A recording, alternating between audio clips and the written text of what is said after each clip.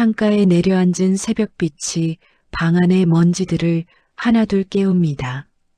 눈을 뜨기도 전에 코끝에 닿는 건 오래된 목조 가구에서 나는 큼큼한 나무 냄새와 어젯밤 덮고 잔 낡은 솜니불의 묵직한 기운입니다. 몸을 일으키려니 무릎 마디마디에서 작게 우두둑 소리가 납니다. 어제 비가 오려나 싶어 무겁던 다리가 오늘은 조금 더 뻣뻣합니다. 머리맡에 둔 핸드폰을 습관적으로 더듬어 찾습니다. 화면을 켜보니 오전 6시 12분입니다. 밤새 온 연락은 없습니다. 스팸 문자 한 통조차 오지 않은 매끄러운 화면을 손바닥으로 한번 쓱 문지르고는 다시 내려놓습니다. 오늘은 일요일입니다. 달력의 빨간 숫자가 유독 선명하게 보이는 아침입니다. 주방으로 나가는 복도는 짧지만 그 짧은 거리를 걷는 동안에도 발바닥에 닿는 장판의 감촉이 생경합니다. 아이들이 뛰어놀던 시절에는 장판 위가 늘 끈적거렸습니다. 흘린 주스 자국, 과자 부스러기, 정체 모를 장난감 조각들이 발바닥에 밟히곤 했지요. 그때는 그게 참 성가셨는데 이제는 너무나 매끄럽고 차가워서 오히려 발바닥이 허전합니다. 가스레인지 위에 주전자를 올립니다. 물이 끓기 시작하면 주전자는 나지막한 소리로 비명을 지릅니다. 치익 소리와 함께 피어오르는 수증기를 가만히 바라봅니다. 김이 서린 주방 창문에 손가락으로 동그라미를 그려봅니다. 그 작은 구멍 사이로 보이는 바깥 세상은 아직 잠에서 덜 깬 듯 고요합니다. 찻잔에 뜨거운 물을 붓고 녹차 티백 하나를 담급니다. 찬물이 노랗게 우러나는 모양을 지켜보는 게 요즘 제 가장 큰 소일거리 중 하나입니다. 차가 우러나는 시간은 3분이라는데 제 시계는 그보다 훨씬 천천히 가는 것만 같습니다. 식탁 의자에 앉아 한 모금 머금어 봅니다. 혀끝을 타고 넘어가는 온기가 빈속을 부드럽게 훑고 지나갑니다. 이 온기가 몸 안을 한 바퀴 다 돌 때쯤이면 비로소 살아있다는 느낌이 조금씩 차오릅니다. 거실 한쪽 벽에는 커다란 액자가 걸려 있습니다.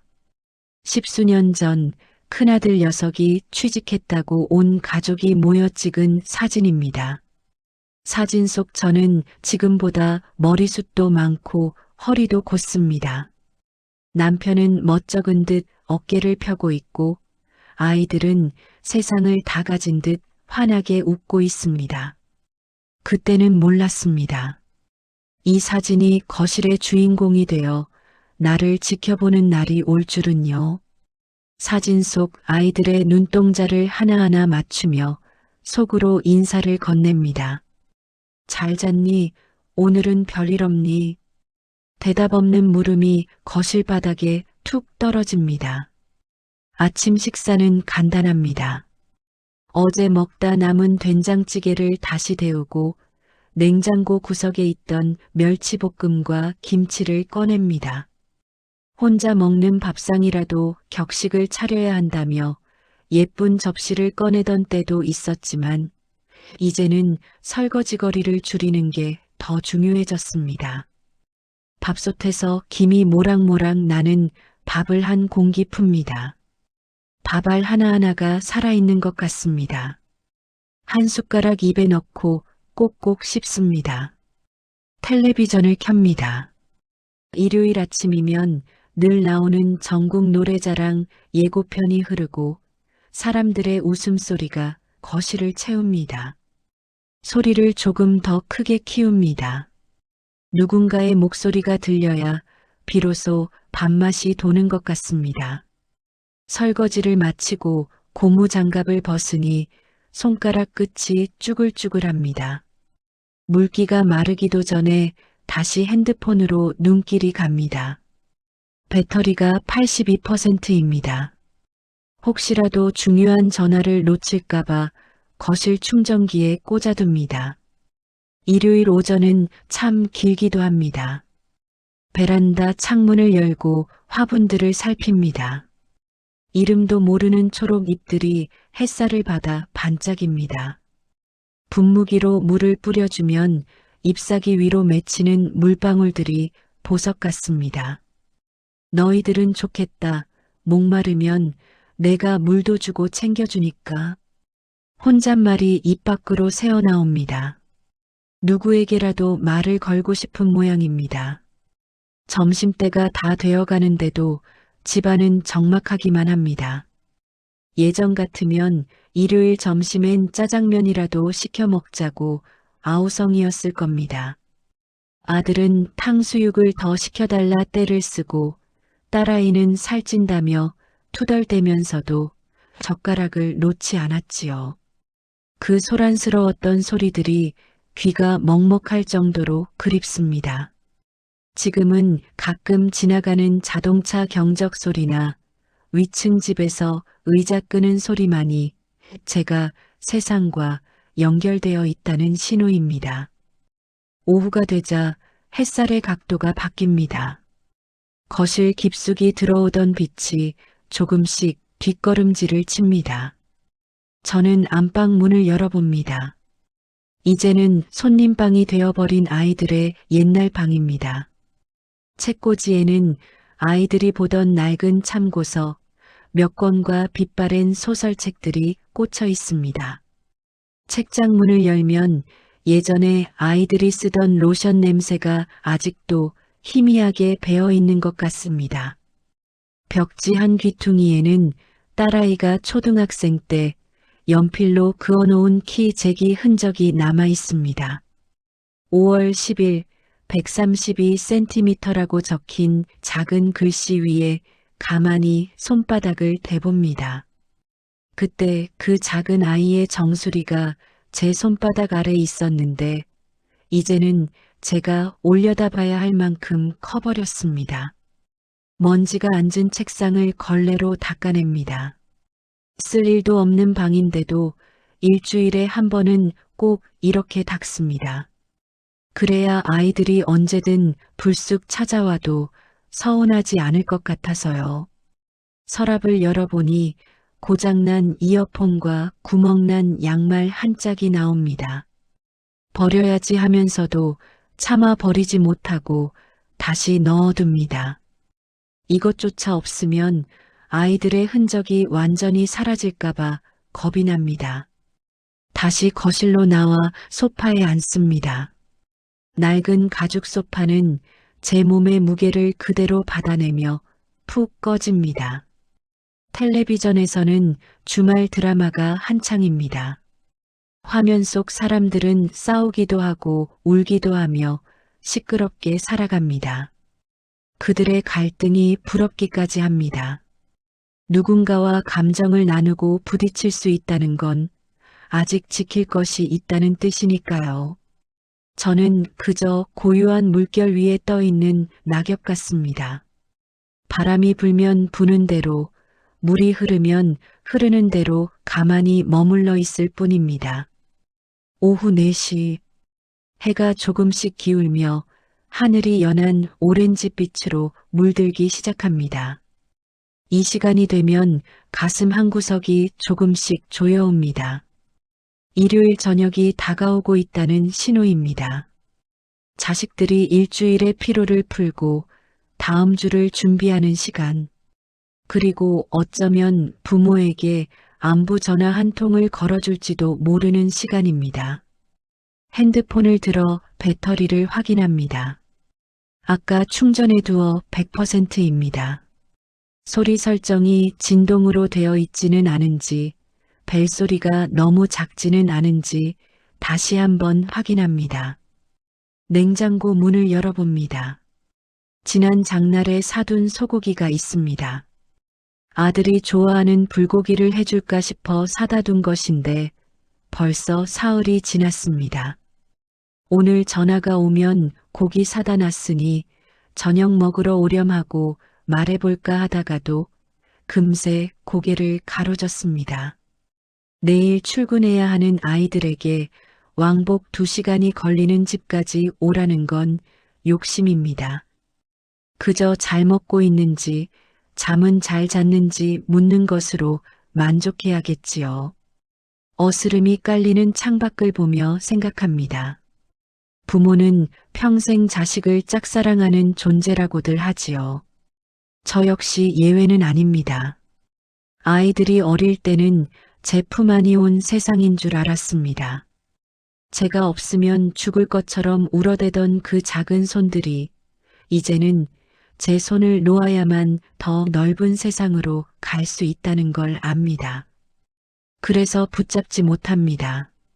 사랑하기 때문에 붙잡지 않고 사랑하기 때문에 기다립니다.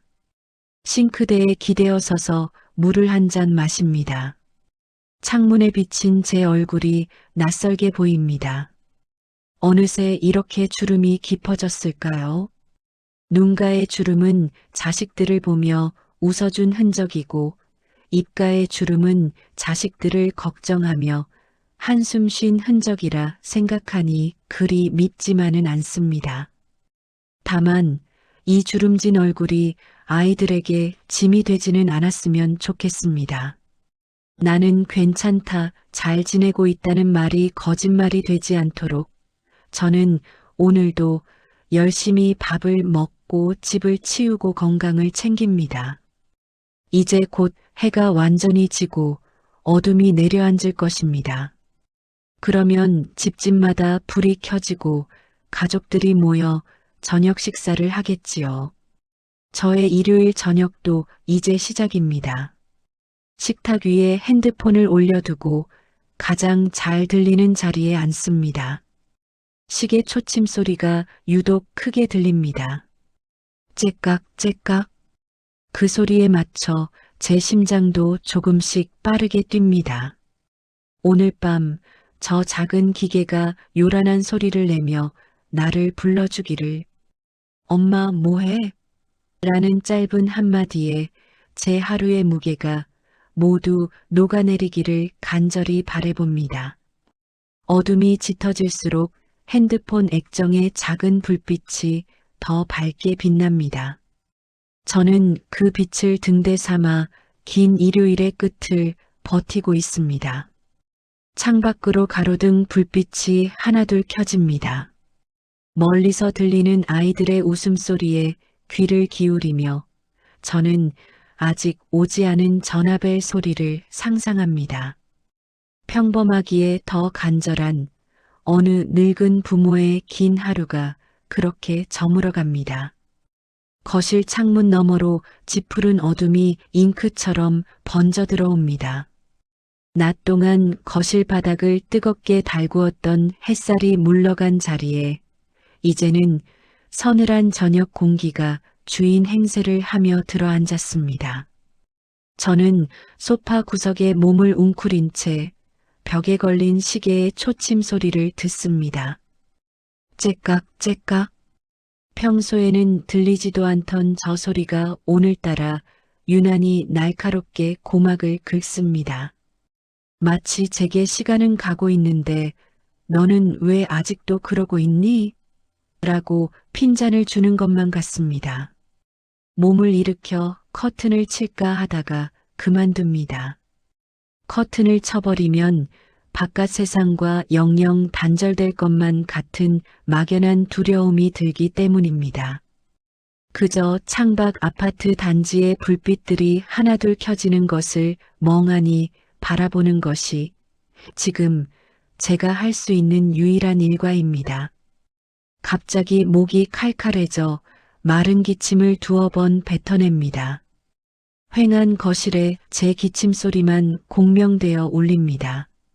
물이라도 한 잔 마셔야겠다 싶어 무거운 몸을 일으킵니다. 식탁 위에는 아까 마시다 남은 물컵이 놓여 있습니다. 반쯤 남은 물에는 미세한 먼지가 떠 있는 것 같아 싱크대에 쏟아버리고 정수기에서 다시 물을 받습니다. 윙마이너스 하는 기계음과 함께 쪼르르 떨어지는 물줄기 소리가 정막을 깹니다. 찬물을 한 모금 넘기는데 식도부터 위장까지 차가운 기운이 내려가는 길이 생생하게 느껴집니다. 나이가 드니 몸의 감각이 예민해지는 건지 둔해지는 건지 도통 알 수가 없습니다. 어떤 날은 바늘 떨어지는 소리에도 잠을 설치고 어떤 날은 천둥이 쳐도 모른 척 지나갑니다. 오늘은 전자인 모양입니다. 다시 거실로 돌아와 앉으려다 텔레비전 옆 서랍장에 눈길이 머뭅니다. 손톱깎이를 찾으려다 며칠 전 대충 닫아둔 탓에 서랍이 손가락 한마디만큼 열려 있습니다. 그 틈새로 삐져나온 붉은색 표지가 보입니다. 순간 가슴 한구석이 찌릿합니다. 저게 뭐였더라? 기억을 더듬으며 서랍 앞으로 다가갑니다. 무릎을 굽히고 앉아 서랍을 조심스럽게 당깁니다. 나무 레일이 서로 마찰하며 드르륵하고 둔탁한 소리를 냅니다. 서랍 안에는 건전지 몇 개, 유통기한 모를 상비약들, 그리고 엉켜있는 전선 뭉치들이 어지럽게 널려 있습니다. 그 잡동사니들 사이에서 붉은색 표지의 낡은 공책을 꺼냅니다.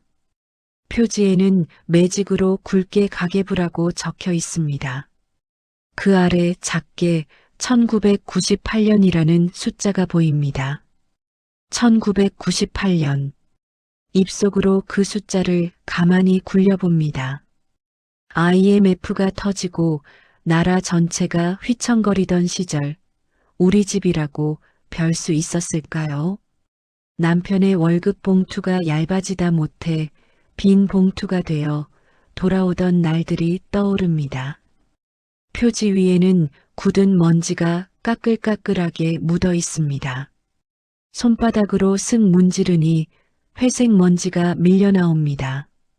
종이 냄새를 맡아봅니다. 오래된 책방에서나 맡을 법한 곰팡내와 종이의 단내가 묘하게 섞인 냄새가 콧속을 파고듭니다. 이 냄새는 순식간에 저를 20년 전 그 치열했던 부엌 식탁 앞으로 데려다 놓습니다. 첫 장을 넘깁니다. 볼펜똥이 뭉쳐 군데군데 번진 제 글씨가 보입니다. 그때는 10원 한 장도 아쉬워 콩나물값 500원, 두부값 300원까지 꼼꼼하게 적었습니다.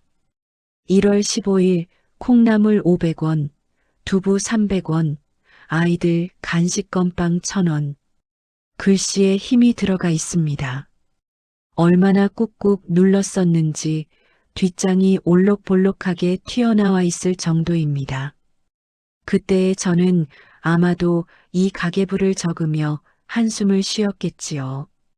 이 돈으로 어떻게 일주일을 버티나 하는 걱정이 글자 하나하나에 무겁게 매달려 있습니다. 페이지를 넘기다가 멈칫합니다. 5월 5일 어린이날 항목입니다. 치킨 한 마리 8,500원. 큰애 운동화 15,000원. 남편 용돈에서 제함 기억이 납니다. 그날 남편은 비상금으로 숨겨뒀던 쌈짓돈을 털어 퇴근길에 치킨 한 마리를 사왔습니다. 누런 종이봉투에 담긴 치킨에서는 고소한 기름 냄새가 진동을 했지요. 현관문이 열리고 그 냄새가 들어오자마자 아이들은 아빠 하고 달려나가 매달렸습니다. 사실은 아빠보다 치킨 봉투가 더 반가웠을지도 모릅니다. 좁은 거실상에 둘러앉아 치킨 봉투를 뜯던 순간 아이들의 눈이 보석처럼 반짝였습니다. 큰애는 다리를 집어들고 작은애는 날개를 집어들었습니다. 저는 목뼈에 붙은 살점을 발라먹으며 엄마는 퍽퍽한 살 싫어해 목이 제일 맛있어라고 거짓말을 했습니다. 남편은 묵묵히 무만 씹어먹으며 아이들이 먹는 모습만 쳐다봤습니다. 그때 남편의 눈가에 맺혀있던 물기를 저는 모른 척했습니다. 그날 밤 아이들이 잠든 후 우리는 부엌에 쭈그리고 앉아 남은 치킨 뼈를 보며 소주 한 잔을 기울였습니다. 미안하다. 더 좋은 거 못 먹여서. 남편의 그 한마디가 가계부 구석에 눈물 자국처럼 얼룩져 있는 듯합니다. 가계부 사이에서 무언가 툭 하고 떨어집니다. 주워보니 빛바랜 영수증 한 장과 네잎 클로버 코팅지입니다. 딸아이가 학교 앞 문방구에서 100원 넣고 뽑았다며 엄마 이거 가지면 행운이 온대라고 주었던 그 코팅지입니다. 플라스틱 코팅지는 세월의 사가 누렇게 변했고 잎사귀 색깔도 갈색으로 죽어버렸지만 저는 그것을 보물처럼 손바닥 위에 올려놓습니다. 그때 딸아이의 손은 참 작고 따뜻했습니다. 꼬질꼬질한 손때가 묻은 그 고사리 같은 손으로 건네준 행운. 그 행운 덕분에 우리가 그 힘든 시절을 무사히 건너온 것은 아닐까요? 지금 그 딸아이는 어디서 무엇을 하고 있을까요? 행운을 저에게 다 줘버려서 정작 자기 삶은 고단한 건 아닌지 괜한 걱정이 듭니다. 시계를 봅니다. 저녁 7시 20분. 밖은 이제 완전히 깜깜합니다. 아파트 단지 안으로 배달 오토바이 소리가 요란하게 울립니다. 누군가는 저 소리를 들으며 반가워하겠지요. 딩동 초인종 소리와 함께 맛있는 저녁 식사가 배달될 테니까요. 우리 집 초인종은 무건 수행 중입니다. 택배 기사님 말고는 누를 사람이 없어진 지 오래입니다. 문득 초인종 소리가 그립습니다. 아니, 현관문 도어록 비밀번호를 누르는 띠띠띠띠 소리가 사무치게 그립습니다. 아이들이 집에 올 때면 비밀번호 누르는 속도도 달랐습니다. 성격 급한 아들은 띠띠띠띠 빠르게 눌렀고 조심성 많은 딸은 띠, 띠, 띠, 띠 확인하듯 천천히 눌렀지요. 그 소리만 들어도 아, 누가 왔구나 하고 알 수 있었는데 말입니다. 그때 식탁 위에 올려둔 핸드폰이 웅마이너스하고 짤막하게 진동합니다. 심장이 덜컥 내려앉습니다. 가계부를 바닥에 툭 떨어뜨릴 뻔했습니다. 급하게 몸을 일으키다 무릎에서 딱 소리가 났지만 아픈 줄도 모르겠습니다. 식탁까지 가는 그 몇 걸음이 왜 이리 멀게 느껴지는지요. 허겁지겁 핸드폰을 집어듭니다. 액정이 켜지며 환한 빛이 쏟아져 나옵니다. 눈이 부셔 잠시 눈을 찌푸립니다. 그리고 화면에 뜬 글자를 확인합니다. 외부 발신 광고 김미수님, 환절기 건강 챙기세요. 5호 건강즙 특가 할인. 맥이 탁 풀립니다. 다리에 힘이 빠져 의자에 주저앉습니다. 기대가 컸던 만큼 실망의 깊이도 깊습니다. 허탈한 웃음이 픽 하고 새어나옵니다. 그럼 그렇지. 이 시간에 나한테 연락할 사람이 누가 있다고. 핸드폰을 식탁 위에 신경질적으로 내려놓습니다. 탁 소리가 제법 크게 납니다. 핸드폰이 무슨 죄가 있다고 화풀이인가 싶어 다시 슬그머니 끌어당겨 봅니다. 스팸 문자라도 온 게 어디냐며 스스로를 위로해 봅니다. 내 이름 석자 김미순을 불러주는 곳이 광고 문자밖에 없다는 사실이 조금 서글프지만 그래도 내가 이 세상에 김미순으로 존재하고 있다는 증거는 되니까요. 예전에는 누구 엄마, 누구 아내로만 불렸는데 이제는 오롯이 김미순으로 남았습니다. 그런데 김미순으로 사는 것이 왜 이리 외로운 걸까요? 누구 엄마로 살 때는 몸은 부서질 듯 힘들어도 마음은 꽉 차 있었는데 김미순으로 돌아오니 마음이 텅 비어버린 것 같습니다. 핸드폰 화면을 끄지 않고 가만히 들여다봅니다. 배경화면은 작년 가을 단풍놀이 갔다가 친구가 찍어준 제 독사진입니다. 붉은 단풍나무 아래서 어색하게 웃고 있는 늙은 여자가 보입니다. 주름진 목을 가리려고 스카프를 칭칭 감고 조금이라도 날씬해 보이려고 몸을 비스듬히 튼 모습이 안쓰럽습니다. 저 사진을 찍어서 자식들 단톡방에 올렸었지요. 엄마 친구들이랑 단풍 구경 왔다. 좋네. 라고 썼을 겁니다. 그때 아들은 좋겠네. 잘 다녀와요. 라고 짧게 답했고 딸은 엄마 옷 예쁘네. 감기 조심하고. 라고 했습니다. 그 짧은 댓글을 몇 번이나 읽고 또 읽었던 기억이 납니다. 카카오톡 앱을 엽니다. 자식들의 프로필 사진이 바뀌었나 확인하는 게 저의 은밀한 취미입니다. 아들의 프로필 사진은 며칠 전 그대로입니다. 회사 동료들과 회식 자리에서 찍은 듯한 사진. 넥타이는 풀어 헤치고 얼굴은 벌겋게 달아올라 웃고 있습니다. 술을 많이 마신 건 아닌지 저렇게 웃고 있어도 속은 쓰리지 않은지 걱정이 됩니다. 상태 메시지에는 이번 달도 화이팅이라고 적혀 있습니다. 치열하게 살고 있구나, 우리 아들. 가장의 무게를 견디느라 얼마나 어깨가 무거울까? 엄마한테 전화 한 통 할 시간도 없이 바쁘게 사는 게 다 처자식 먹여 살리느라 그런 거겠지. 이해하면서도 서운한 마음은 어쩔 수가 없습니다. 딸의 프로필을 눌러봅니다. 손주 녀석 사진으로 바뀌어 있습니다. 유치원에서 생일 잔치를 했나 봅니다. 꽃갈 모자를 쓰고 케이크 앞에서 촛불을 끄는 모습이 천사 같습니다. 사진을 두 손가락으로 확대해 봅니다. 볼살이 통통하게 오른 것이 딸 어릴 때와 판박이입니다.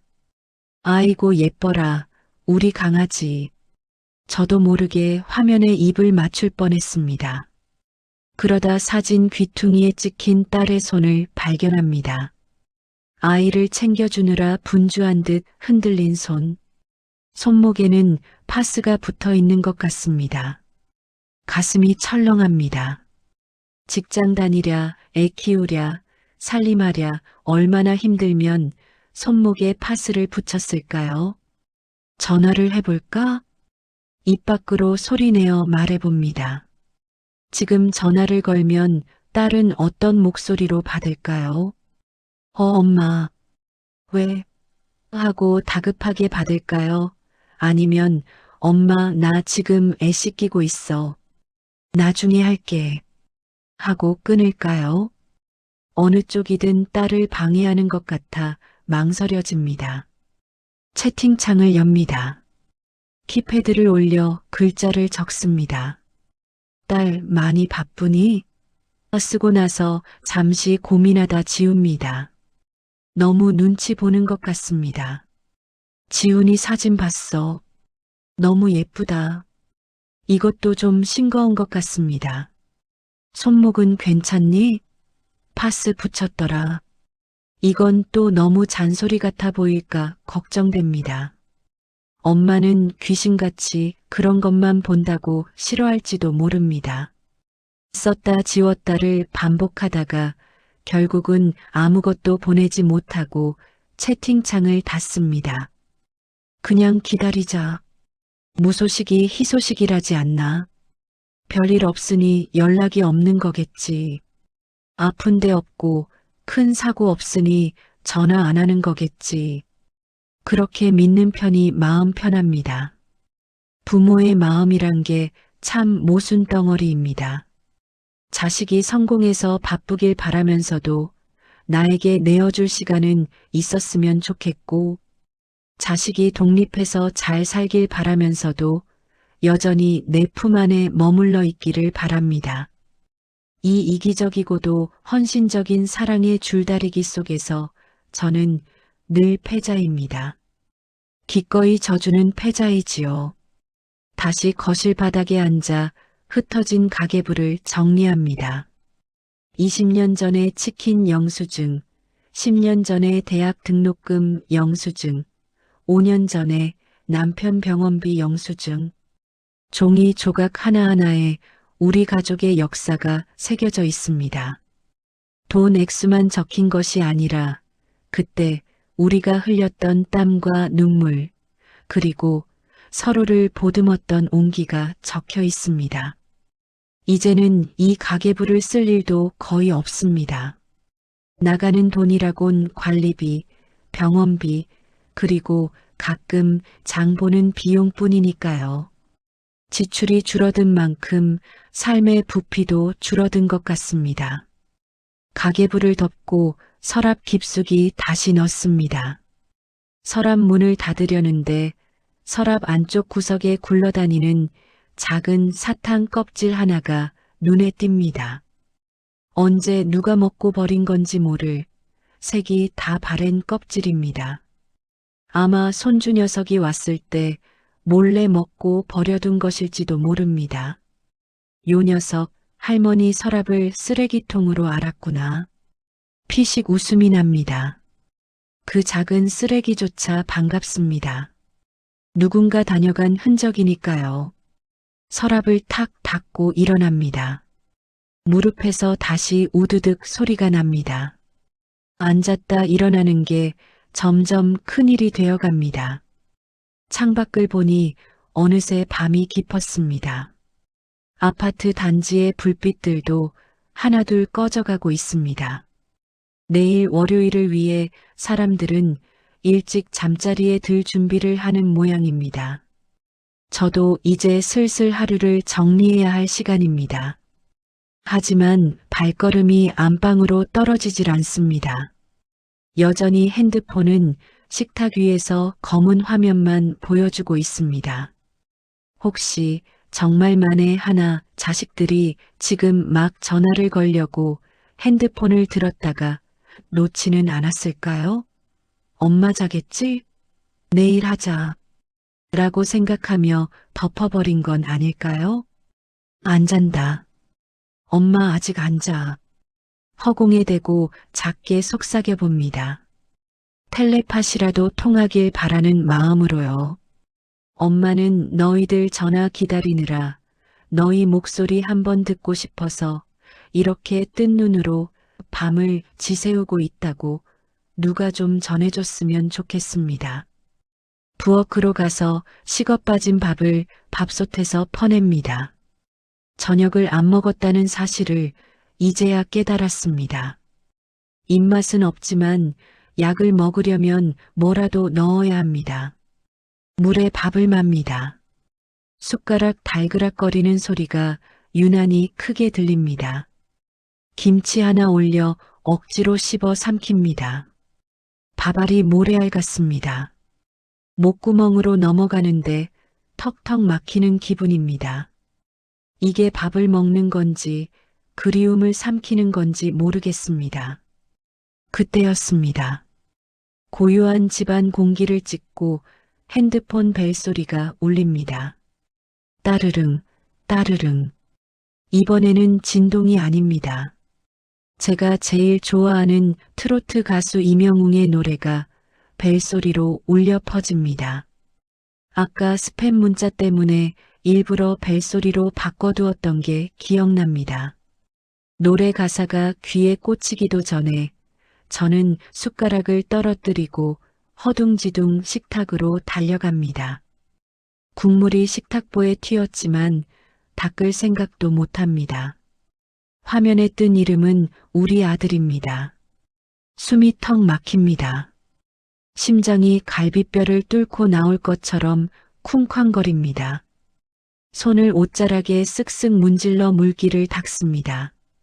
바로 받으면 너무 기다린 티가 날까봐 심호흡을 한 번, 두 번 합니다. 목소리를 가다듬습니다. 최대한 평온하게 아무 일도 없었다는 듯 그저 우연히 전화를 받은 것처럼 연기할 준비를 합니다. 여보세요? 제 목소리가 조금 떨리는 것을 느낍니다. 부디 아들에게는 이 떨림이 전해지지 않기를 바랍니다. 전화기 너머에서 들려오는 아들의 첫마디를 기다리는 그 1초가 제게는 영겁의 시간처럼 느껴집니다. 여보세요? 최대한 담담한 척 내뱉으려 노력했지만 목소리 끝이 미세하게 갈라져 나옵니다. 헛기침을 한번 할 걸 그랬나 봅니다. 수화기 너머에서는 잠시 침묵이 흐릅니다.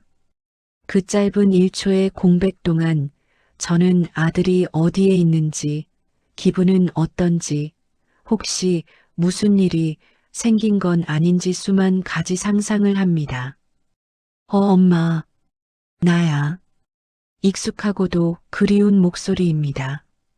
그런데 평소보다 조금 낮고 물기를 머금은 듯 묵직합니다.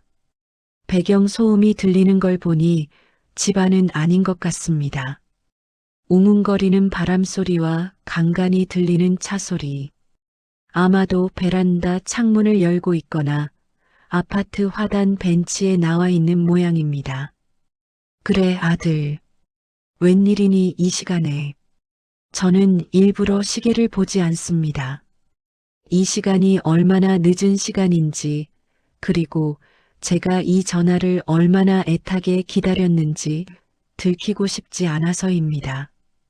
그냥 텔레비전을 보다가 혹은 설거지를 하다가 무심코 받은 것처럼 굴어야 아들이 부담을 느끼지 않을 테니까요.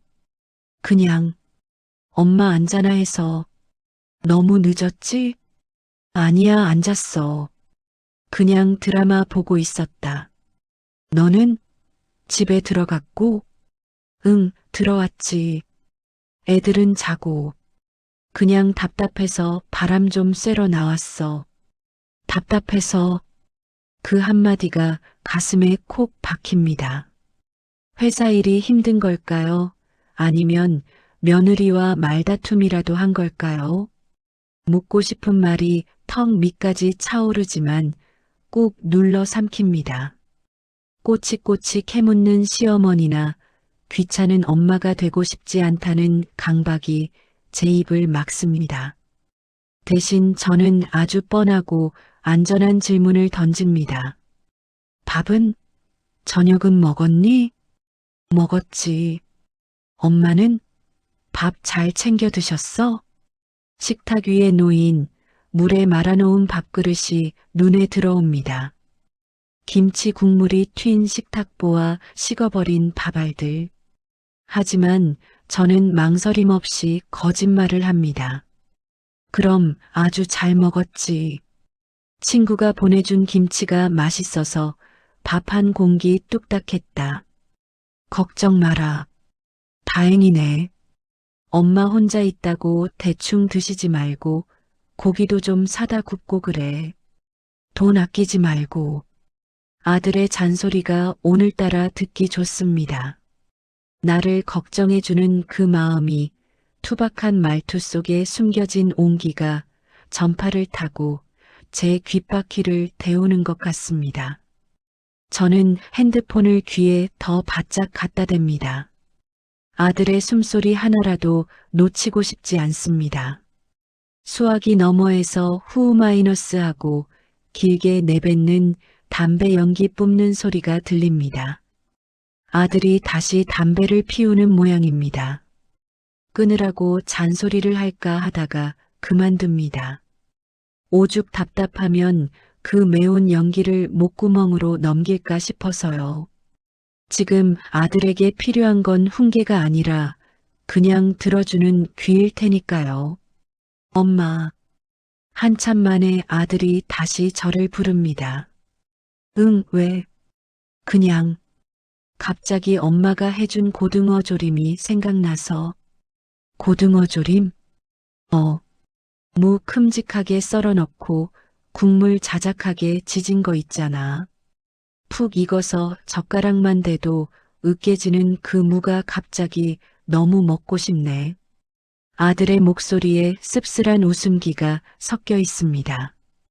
고등어 조림. 그건 우리 집이 제일 가난했을 때 가장 자주 해먹던 반찬이었습니다. 고등어보다 싼 물을 잔뜩 집어넣고 고춧가루 팍팍 뿌려 양을 불려서 먹던 그 음식. 아들은 고등어 살보다 양념이 푹 배인 물을 더 좋아했습니다. 저는 그게 아들의 식성인 줄만 알았습니다. 그런데 나중에야 알았지요. 엄마랑 동생한테 생선살을 양보하려고 어린 아들이 일부러 무만 골라 먹었다는 것을요. 해주랴? 내일이라도 가서 해줄까? 저도 모르게 목소리가 한 톤 높아집니다. 당장이라도 냉장고에 있는 물을 꺼내 썰 기세입니다. 몸이 반응합니다. 자식이 먹고 싶다는 말 한마디면 천리길도 달려가 밥상을 차려내는 게 어미라는 존재니까요. 아니야, 아니야. 오지 마. 힘들어. 그냥 생각난다는 거지. 아들이 황급히 손사래를 치는 게 눈에 선합니다. 뭐가 힘들어? 엄마 아직 쌩쌩하다. 택배로라도 보내줄까? 됐다니까. 나중에 주말에 우리가 갈게. 그때 해줘. 나중에.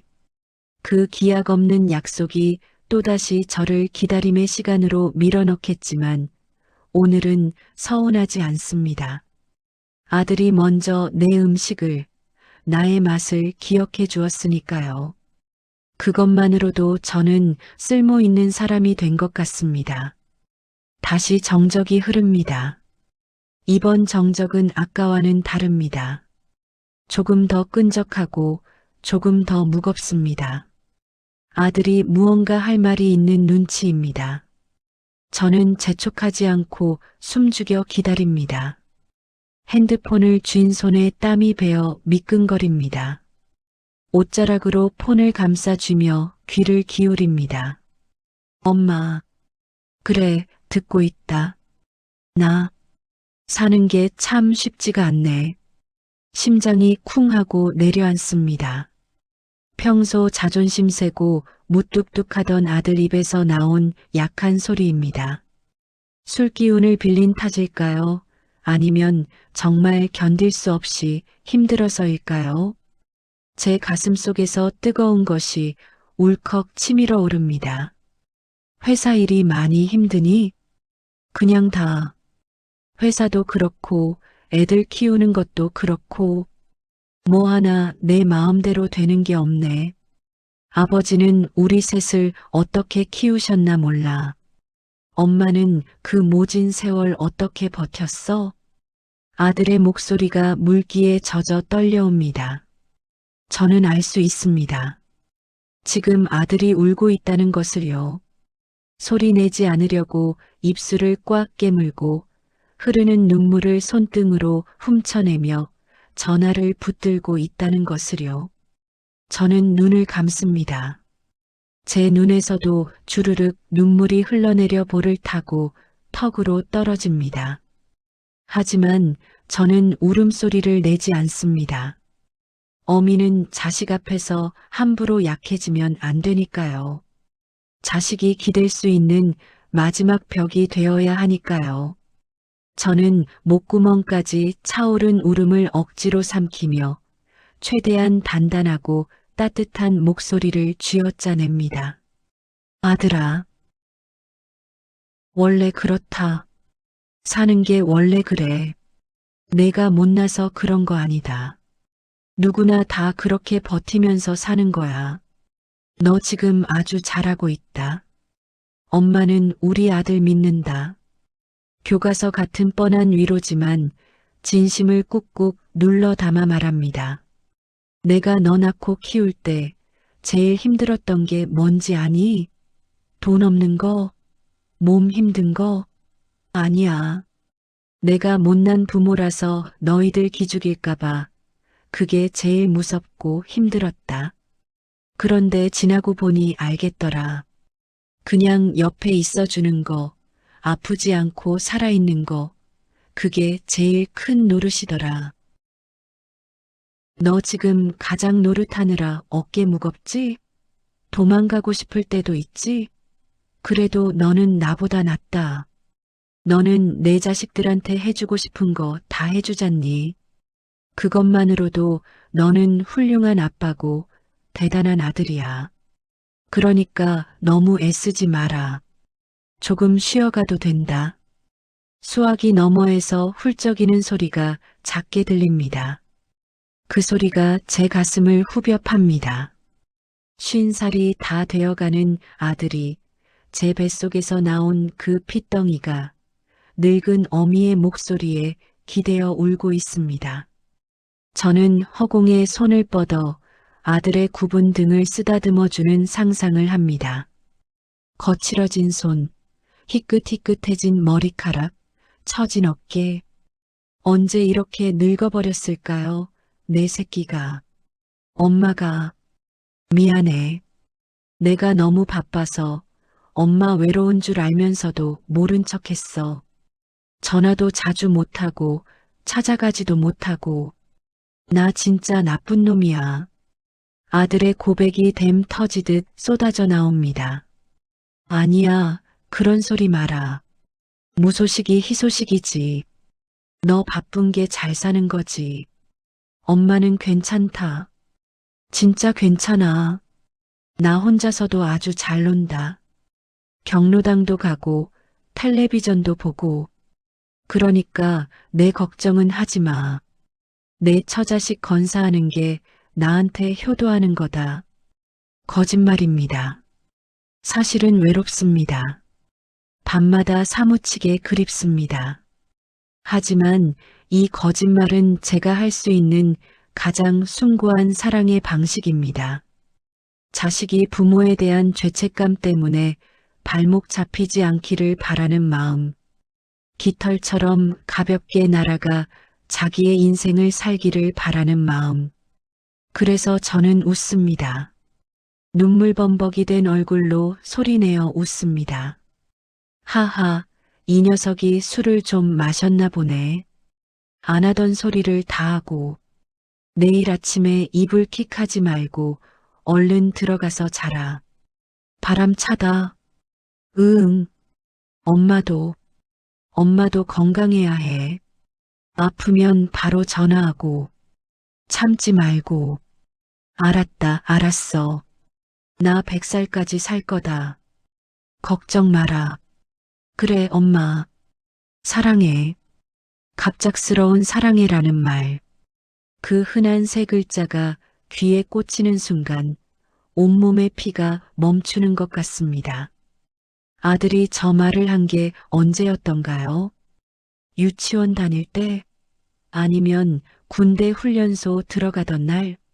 수십 년 만에 듣는 아들의 사랑 고백에 저는 하마터면 참았던 울음을 터뜨릴 뻔했습니다. 입술을 피가 나도록 깨물며 겨우 대답합니다. 그래, 나도 우리 아들 사랑한다. 세상에서 제일 사랑한다. 응, 들어갈게. 끊어. 오냐, 들어가라. 전화가 끊어집니다. 뚜마이너스 뚜마이너스 뚜마이너스 하는 기계음이 다시 거실을 채웁니다. 하지만 조금 전까지의 정막과는 다릅니다. 핸드폰은 여전히 제 귀에서 뜨겁게 달아올라 있고 아들의 목소리 여운이 고막에 문신처럼 새겨져 있습니다. 저는 핸드폰을 가슴에 품고 소파에 털썩 주저앉습니다. 긴장이 풀리면서 온몸의 힘이 쭉 빠져나갑니다. 참았던 숨을 몰아쉬자 막아두었던 댐이 무너지듯 눈물이 펑펑 쏟아집니다. 소리내어 엉엉 웁니다. 슬퍼서 우는 게 아닙니다. 좋아서, 너무 좋아서, 그리고 아들이 안쓰러워서 웁니다. 거실 바닥에 눈물이 뚝뚝 떨어져 얼룩을 만듭니다. 아까 보던 가계부 위에도, 낡은 소파 위에도 제 눈물이 스며듭니다. 한참을 그렇게 어린아이처럼 울고 나니 가슴속에 묵혀두었던 돌덩이 하나가 쑥 내려간 것 같습니다. 시원합니다. 그리고 따뜻합니다. 텅 비어있던 흉강이 아들의 목소리로, 그 진심 어린 고백으로 가득 채워졌습니다. 식탁으로 다시 걸어갑니다. 물에 말아놓은 밥그릇이 보입니다. 아까는 모래알 같아 못 먹겠더니 지금은 갑자기 허기가 집니다. 의자에 앉아 숟가락을 듭니다.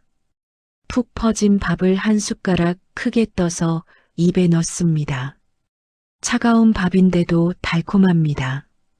씹을수록 단맛이 배어나옵니다.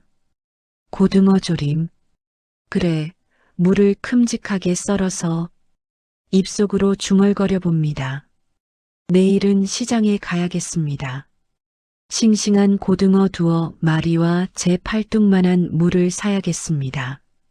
당장 오지 않더라도 언제든 오면 데워줄 수 있게 한 솥 가득 끓여놔야겠습니다. 아들이 좋아하던 그 맛 그대로 고춧가루 팍팍 풀고 청양고추도 송송 썰어 넣어서 말이죠. 창밖을 봅니다. 칠흑 같던 어둠이 조금은 부드러워 보입니다. 가로등 불빛이 별처럼 반짝입니다. 저 불빛 아래 어딘가에서 제 아들도 이제 집으로 들어가고 있겠지요. 무거운 어깨를 펴고 현관 비밀번호를 누르며 가족의 품으로 돌아가고 있겠지요. 고맙다 아들. 전화해줘서 고맙다. 살아줘서 고맙다. 저는 허공에 대고 작게 속삭입니다. 오늘 밤은 푹 잘 수 있을 것 같습니다. 낡은 솜니불의 무게가 무겁게 느껴지지 않을 것 같습니다. 제 곁에는 아들의 목소리가, 그 온기가 이불처럼 덮여 있으니까요. 어느새 시간은 밤 10시를 향해 갑니다. 일요일이 끝나가고 있습니다. 평범하고 지루하고 또 사무치게 외로웠던 일요일이 전화 한 통으로 인해 제 인생에서 가장 찬란한 하루로 바뀌었습니다. 행복은 멀리 있는 파랑새가 아니라 잊고 지내던 주머니 속의 꼬깃꼬깃한 지폐처럼 아주 가까운 곳에 있었나 봅니다. 저는 빈 밥그릇을 싱크대에 넣고 물을 틀어 헹굽니다. 콧노래가 저절로 나옵니다. 이명웅의 노래가 아니라 옛날 아들을 업고 재울 때 불러주던 자장가입니다. 잘 자라 우리 아가. 앞들과 뒷동산에 그 흥얼거림이 주방을 가득 채웁니다. 늙은 어미의 주책맞은 노래지만 오늘만큼은 누구의 눈치도 보지 않고 부르고 싶습니다. 제 마음속의 아기, 그 50살 먹은 아들을 위해서 말입니다. 이제 안방으로 들어가 이부자리를 펴야겠습니다. 베개잎을 탁탁 털어 반듯하게 놓습니다. 내일 아침에는 일찍 일어나 시장에 가야 하니 꿈도 꾸지 말고 푹 자야겠습니다. 머리맡에 핸드폰을 소중하게 올려둡니다. 배터리 충전기를 꽂는 손길이 그 어느 때보다 정성스럽습니다. 이 작은 기계가 저와 세상을, 저와 아들을 이어주는 생명줄임을 다시 한번 깨닫습니다. 빨간색 충전 표시등이 들어옵니다. 깜빡깜빡. 마치 제 심장이 뛰는 것 같습니다. 살아있습니다. 저는 살아있고 사랑하고 사랑받고 있습니다. 그거면 충분합니다. 깊은 밤 창문 틈으로 스며드는 바람 소리조차 자장가처럼 들리는 평화로운 밤입니다. 월요일 아침이 밝았습니다. 커튼 틈새로 비집고 들어온 햇살이 어제보다 한결 투명하고 가볍습니다. 눈을 뜨자마자 습관처럼 머리맡을 더듬어 핸드폰을 찾습니다. 화면을 켜고 최근 통화 기록을 확인합니다. 우리 아들, 어제 오후 948. 꿈이 아니었습니다. 그 한 줄의 기록이 마치 훈장처럼 혹은 부적처럼 제 마음을 든든하게 지켜주고 있습니다. 화면을 끄지 않고 잠시 그 숫자를 바라봅니다. 어젯밤 나눴던 대화의 온기가 아직도 액정에 남아있는 것 같아 손가락으로 가만히 쓸어봅니다. 몸은 찌뿌둥하고 무릎은 여전히 삐걱거립니다. 나이가 들면 아침에 눈 뜨는 게 숙제 같다는데 오늘은 이상하게도 몸이 깃털처럼 가볍게 느껴집니다. 해야 할 일이 생겼기 때문입니다. 자리에서 일어나 이부자리를 개키는 손길에 힘이 들어갑니다. 창문을 활짝 엽니다. 아침 공기가 제법 쌀쌀하지만 그 차가움마저 상쾌하게 느껴집니다. 폐부 깊숙이 들어오는 찬 공기가 어제 흘린 눈물의 흔적을 말끔히 씻어주는 기분입니다. 욕실 거울 앞에 섭니다. 퉁퉁 부은 눈, 푸석한 피부, 깊게 패인 주름. 영락없는 할머니의 얼굴이지만 오늘은 왠지 거울 속에 제가 밉지 않습니다. 그래, 미순아. 아직 쓸만하다. 할 일이 태산이다. 거울 속에 저에게 말을 걸며 비누 거품을 냅니다. 뽀득뽀득 세수를 하고 아끼는 분홍색 립스틱을 꺼내 입술에 살짝 바릅니다. 시장에 가야 하니까요. 옷장을 엽니다. 평소 집에서 입던 무릎 나온 바지는 벗어두고 외출용으로 아껴두었던 짙은 감색 바지를 꺼냅니다. 그리고 며느리가 몇 년 전 생일 선물로 사준 베이지색 가디건을 걸칩니다. 옷매무새를 다듬으며 생각합니다. 시장 가는 게 뭐라고 이렇게 치장을 하나 싶어 피식 웃음이 나지만 좋은 재료를 사러 가는 길은 일종의 의식과도 같습니다. 내 새끼 입에 들어갈 음식을 고르러 가는데 아무렇게나 하고 갈 수는 없는 노릇이니까요. 장바구니를 챙겨 들고 현관을 나섭니다. 엘리베이터 거울에 비친 제 모습이 제법 활기차 보입니다. 아파트 단지를 빠져나와 버스 정류장으로 향하는 발걸음이 경쾌합니다. 출근 시간은 조금 지났지만 거리는 여전히 사람들로 북적입니다. 바쁘게 지나가는 사람들 틈에 섞여 있으니 저도 이 세상의 구성원으로서 제 몫을 하고 있는 것 같아 뿌듯합니다. 버스가 도착하고 노약자석에 앉아 차창 밖 풍경을 구경합니다. 매일 보던 풍경인데 오늘따라 나무의 초록이 더 짙어 보이고 하늘은 더 높아 보입니다. 마음이 바뀌니 세상이 달라 보인다는 말이 빈말은 아닌가 봅니다. 시장 입구에 들어서자마자 익숙한 비린내와 흙냄새, 그리고 사람 냄새가 훅 끼쳐옵니다. 왁자지껄한 소음이 마치 음악처럼 들립니다. 골라 골라, 고등어가 왔어요. 생선 장수의 우렁찬 목소리에 귀가 번쩍 뜨입니다. 단골 생선 가게 좌판 앞으로 직행합니다. 얼음 위에 가지런히 누워있는 고등어들이 보입니다. 눈이 투명하고 등 푸른 무늬가 선명한 녀석들을 매의 눈으로 고릅니다. 아이고, 어머니 오셨네. 오늘은 뭐 좋은 일 있으신가 봐. 얼굴이 폈어. 생선 가게 사장님의 너스레에 저도 모르게 입꼬리가 올라갑니다. 우리 아들이 고등어 조림 먹고 싶다네. 제일 실하고 좋은 놈으로 줘봐요. 무도 같이 넣을 거니까 큼직한 걸로. 말을 내뱉고 나니 가슴이 벅차오릅니다. 우리 아들이 먹고 싶다네. 이 말을 얼마나 하고 싶었던가요? 사장님이 펄떡거리는 것 같은 싱싱한 고등어 3마리를 골라 능숙하게 손질해 줍니다. 아드님이 입맛이 효자네.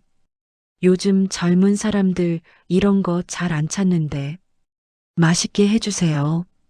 검은 비닐봉지를 받아드는데 그 묵직한 무게감이 마치 아들의 손을 잡은 것처럼 든든합니다.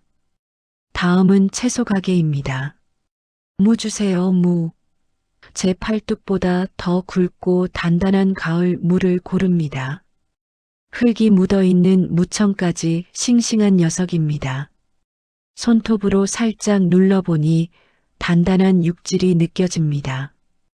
이 무가 푹 익으면 고등어 살보다 더 달고 부드러워지겠지요.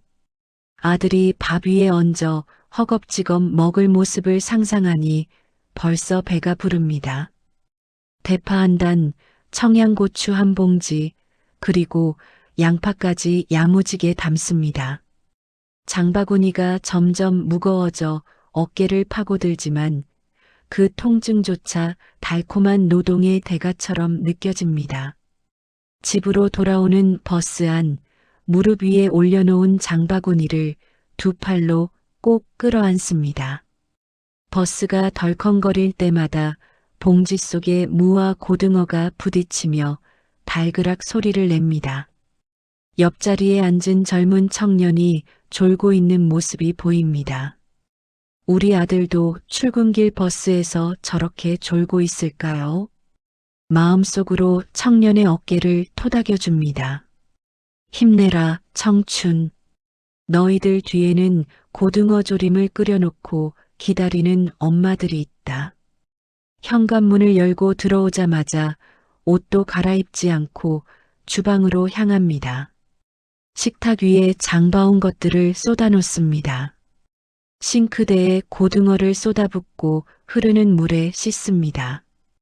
핏물을 꼼꼼하게 씻어내야 비린내가 나지 않습니다. 손이 시려 빨갛게 얼어오지만 장갑도 끼지 않습니다. 맨손으로 생선의 살결을 느껴야 제대로 씻기는지 알 수 있으니까요. 칼을 듭니다. 도마 위에 물을 올리고 퉁, 퉁, 퉁 썰어냅니다. 두툼하게 썰린 무 조각들이 하얀 속살을 드러내며 쌓여갑니다. 이 소리가 참 좋습니다. 살아있는 소리, 가정을 지키는 소리입니다. 냄비 바닥에 물을 깔고 그 위에 손질한 고등어를 올립니다. 간장, 고춧가루, 다진 마늘, 설탕, 그리고 생강수를 넣어 양념장을 만듭니다. 매콤하고 짭짤한 냄새가 코끝을 찌릅니다. 손가락으로 양념을 찍어 맛을 봅니다. 딱 좋다. 저도 모르게 감탄사가 나옵니다. 30년 넘게 해온 요리지만 오늘 양념은 역대 최고인 것 같습니다. 사랑이라는 조미료가 듬뿍 들어가서일까요? 냄비에 육수를 붓고 불을 켭니다. 처음에는 센 불로, 끓어오르면 중불로 줄여서 뭉근하게 졸여야 합니다. 시간이 흐를수록 집안 가득 구수하고 매콤한 냄새가 퍼져나갑니다. 냄비 뚜껑이 달그락거리며 춤을 춥니다. 보글보글 끓는 소리가 마치 빗소리처럼 혹은 누군가의 속삭임처럼 집안을 채웁니다. 저는 식탁 의자에 앉아 냄비에서 피어오르는 김을 바라봅니다. 하얀 수증기가 천장으로 올라가 흩어집니다. 저 김 속에 제 기도가 섞여 있습니다. 아들이 밥 잘 먹고 아프지 않기를, 며느리와 싸우지 말고 잘 살기를, 손주들이 건강하게 자라기를. 요리는 단순히 음식을 만드는 행위가 아닙니다. 떨어져 있는 가족을 향해 쏘아 올리는 가장 뜨겁고 간절한 기도입니다. 1시간쯤 지났을까요? 국물이 자작하게 졸아들었습니다. 뚜껑을 열어봅니다. 빨간 양념이 쏙 배어들어 갈색빛이 도는 무, 기름기가 자르르 흐르는 고등어 살. 완벽합니다. 젓가락으로 물을 찔러봅니다. 푹 들어가며 부드럽게 갈라집니다. 작은 접시에 무 한 조각과 국물을 덜어 맛을 봅니다. 뜨거운 무가 입안에서 사르르 녹아내립니다.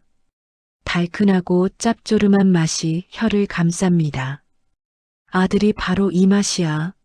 하며 엄지손가락을 치켜 세울 모습이 눈앞에 아른거립니다.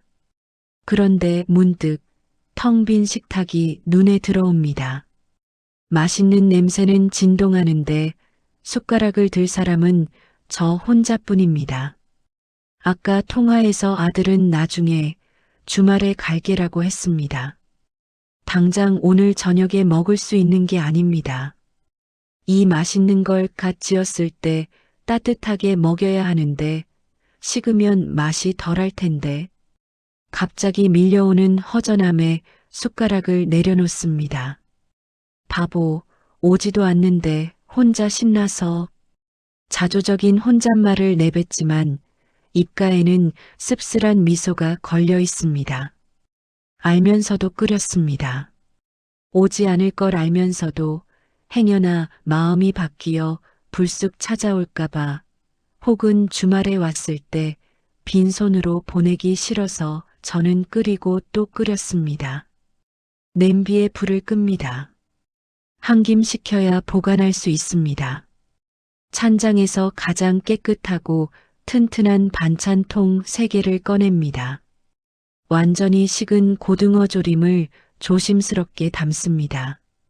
무가 부서질세라, 생선살이 흐트러질세라 아기 다루듯이 옮겨 담습니다. 통 가득 채워진 붉은 음식을 보니 마음이 다시 든든해집니다. 이게 제 마음의 크기입니다. 줄 수 있는 게 이것밖에 없어서 미안하지만 또 이것이라도 줄 수 있어서 다행인 마음입니다.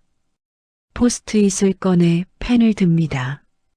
우리 아들 좋아하는 고등어 조림. 무 많이 넣었다. 전자레인지에 3분 데워 먹어라. 짜면 물 조금 붓고. 글씨가 조금 떨렸지만 또박또박 적어 반찬통 뚜껑 위에 붙입니다. 그리고 냉동실 문을 엽니다. 냉동실 안에는 이미 꽁꽁 얼어붙은 공국, 만두, 떡국 떡들이 차곡차곡 쌓여 있습니다. 모두 자식들이 오면 주려고 혹은 보내주려고 만들어둔 기다림의 화석들입니다. 그 틈새에 고등어 조림통을 밀어 넣습니다. 냉동실 문을 닫으며 생각합니다. 이 음식들은 언제쯤 주인을 찾아갈까요? 이번 주말일까요? 아니면 다음 달일까요?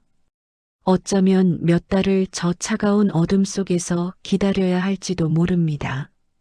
하지만 괜찮습니다. 냉동실은 시간을 멈추는 곳이니까요.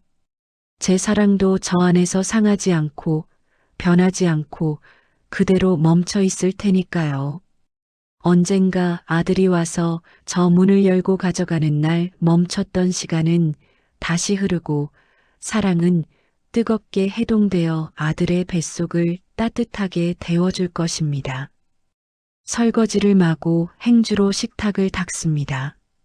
어느새 해가 기울어 주방 깊숙이 노을이 들어옵니다.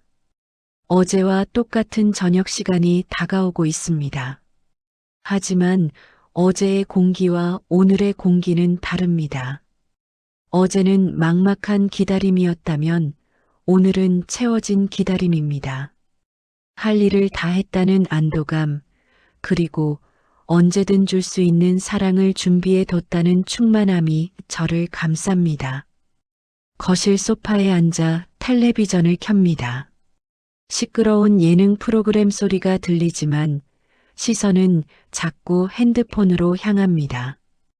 혹시나 엄마 이번 주말에 갈게라는 문자가 오지 않을까 해서요. 오지 않아도 괜찮습니다.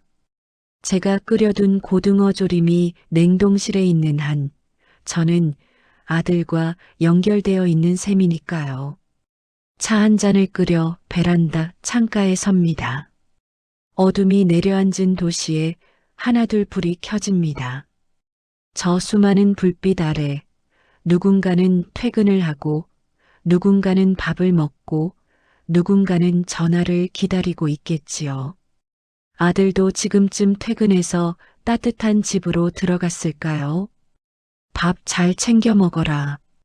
엄마는 잘 있다. 마음속으로 다시 한번 안부를 전합니다. 누군가를 기다린다는 것, 그것은 참 서글프고 외로운 일입니다.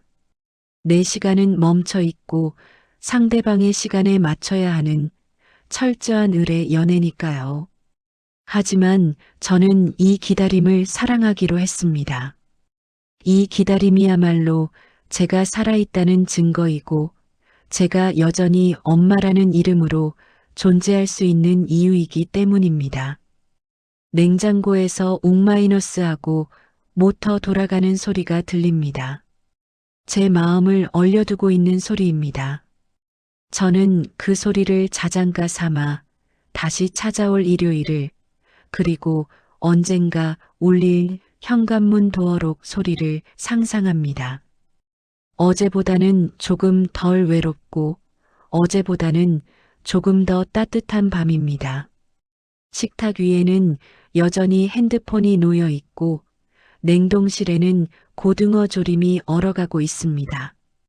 그렇게 늙은 엄마의 삶은 또 하루 묵묵히 그리고 단단하게 흘러갑니다. 내일도 저는 밥을 하고 청소를 하고 기다릴 것입니다. 그것이 제가 세상에 남길 수 있는 가장 위대한 사랑의 방식이니까요.